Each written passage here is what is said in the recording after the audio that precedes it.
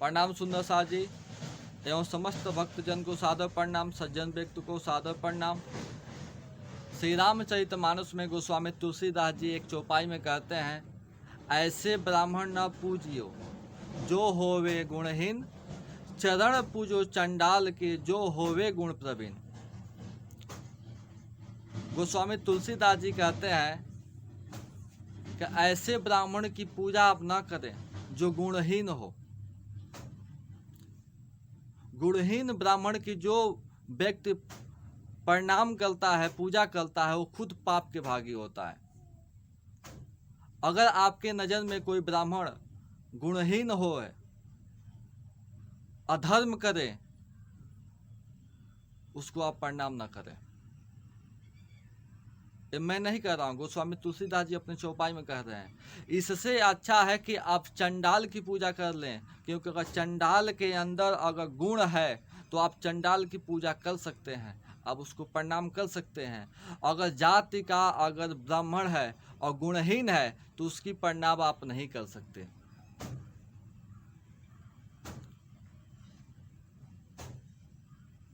किसी भी जाति का हो, कुशवाहा हो, हरिजन हो, गौड़ इत्यादि जितना किसी भी वर्ग का हो, डोम हो चाहे जो भी जात का हो, अगर वो सत्य मार्ग पर चल रहा हो, उसके अंदर गुण है और ब्रह्म को जानता हो, तो ब्राह्मण कहलाता है, उसे ब्राह्मण कहते हैं। अन्यथा ब्राह्मण के कुल में जन्म लेने से कोई ब्राह्मण नहीं होता। अगर ब्राह्मण के पुत्र होते हुए भी पूजा पाठ मंत्र इत्यादि जो धर्म के नाम पर किया जाता है, ऐसा अगर कोई नहीं करता है, गुणहीन हो, मांस खाता हो, मछली खाता हो, दारू पीता हो, तो उसे आप प्रणाम करते हैं तो आप पाप के भागी होते हैं।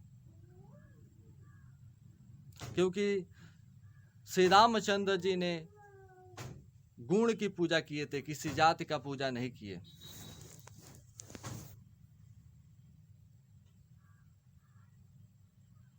क्योंकि गुण की पूजा करनी चाहिए, जाति का नहीं।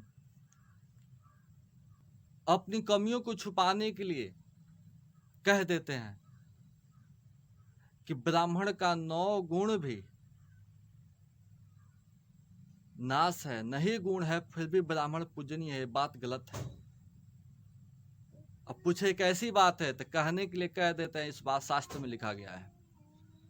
तो शास्त्र में कुछ ऐसी भी बातें लिखी गई है, जैसे बोलचाल के भाषा में कह देते हैं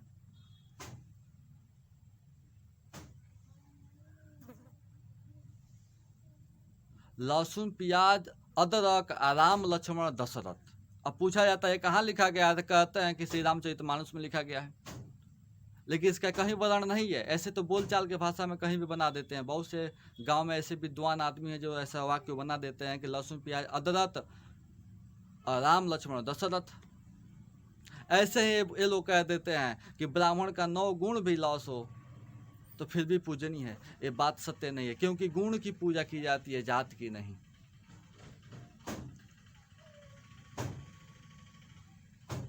एक चौपाई और आती है जिसमें कहते हैं, चतुराई चूल्हे जड़े पूद पड़े अचार, तुलसी हरि भजन बिना चारों वरण चमार। कहते हैं कि अगर जो 4 वर्ण है, 4 वर्ण में, वर्ण तो यहाँ बना लेकिन वास्तविक आया 4 वर्ण में किसी भी जाति का है, अगर हरि भजन नहीं करता है, वो चमार से भी गैल गुजर है। वो चाहे हरिजन हो, चाहे यादव हो, चाहे कुशवाहा हो इत्यादि ब्राह्मण, चाहे जो भी हो, अगर हरि भजन नहीं करता है तो वो चमार से भी है, वो चमार के समान है, उसे चमार कहते हैं। अगर वो हरिजन है, गौण है, अगर हरि भजन करता है तो वो चमार नहीं कहा जाता है। मैं नहीं कहूँ, तुलसीदास जी कह रहे हैं कि तुलसी हरि भजन बिना चारों वर्ण चमार।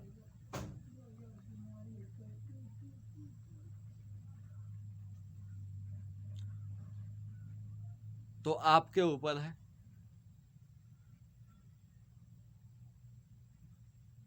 आप किसकी कैसी जैसी धारणा, आप ये भी कुछ समाज में ऐसी विचित्र चीज़ है कि सब बात, ये बात नहीं है कि हमसे हमसे कहने से पहले इस बात को सब कोई जानता है, फिर भी कर्म कांड में फंसा हुआ है और कर्म कांड के हिसाब से चल रहा है।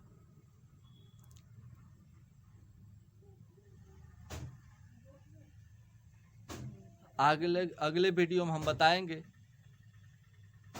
कि ब्राह्मण ही हरिजन के छोट भाई हैं।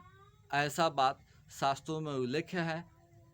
शास्त्रों के द्वारा हम बताएंगे कि ब्राह्मण ही हरिजन के छोट भाई लगते हैं।